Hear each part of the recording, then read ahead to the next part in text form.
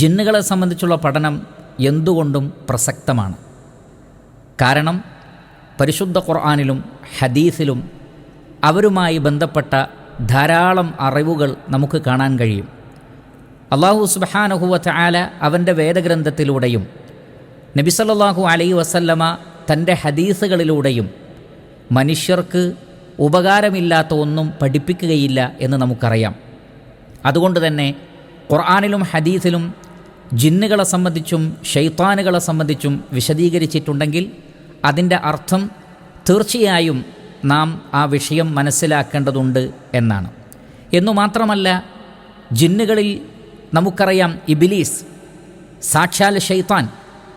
ആ ശൈത്താനാണ് നമ്മുടെ പിതാവായ ആദം അലൈഹിസ്സലാത്തു വസ്സലാമയെ സ്വർഗലോകത്ത് നിന്ന് ചില വസ്വാസുകളിലൂടെ പുറത്താക്കിയിട്ടുള്ളത്.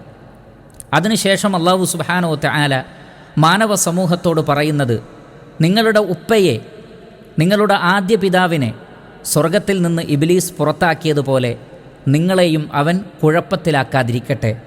അതുകൊണ്ട് തന്നെ അവൻ നിങ്ങളുടെ പ്രത്യക്ഷ ശത്രുവാണ്, നിങ്ങളവനെ ശത്രുവായിട്ട് തന്നെ കാണണം എന്ന് അല്ലാഹു സുബ്ഹാനഹു വ തആല ആവശ്യപ്പെടുന്നു. അതുകൊണ്ട് തന്നെ ഇബ്ലീസിനെ സംബന്ധിച്ചും ശൈത്താനിനെ സംബന്ധിച്ചും അതേപോലെ തന്നെ ജിന്നുവർഗത്തെ സംബന്ധിച്ചും മനസ്സിലാക്കിയിരിക്കൽ അനിവാര്യമാണ്.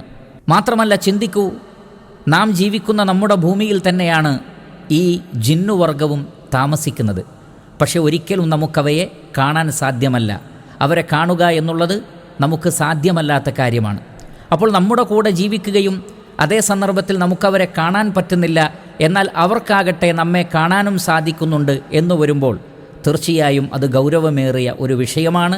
മാത്രമല്ല, ആ ഒരു ലോകം അഥവാ നമ്മുടെ കൂടെയുണ്ടായിരിക്കെ നമ്മളിൽ നിന്ന് വ്യത്യസ്തമായി നിലകൊള്ളുന്ന ഒരു ലോകം, ആ ലോകത്തിൻ്റെ അവസ്ഥ, അതിൻ്റെ നാം മനസ്സിലാക്കേണ്ടുന്ന പ്രധാനപ്പെട്ട കാര്യങ്ങൾ അതൊക്കെ അറിഞ്ഞു കഴിഞ്ഞാൽ ഇൻഷാ അള്ളാഹ് നമുക്ക് നമ്മുടെ മതത്തിൽ വളരെ വലിയ ഉൾക്കാഴ്ച ലഭിക്കുകയും അതേപോലെ തന്നെ ഒട്ടനവധി ഫിത്നകളിൽ നിന്ന് നമുക്ക് രക്ഷപ്പെടാൻ സാധിക്കുകയും മനുഷ്യൻ അഭിമുഖീകരിക്കുന്ന ഒട്ടനവധി പ്രതിസന്ധികൾക്ക്, പ്രയാസങ്ങൾക്ക് പരിഹാരം കണ്ടെത്താൻ നമുക്ക് സാധിക്കുകയും ചെയ്യും.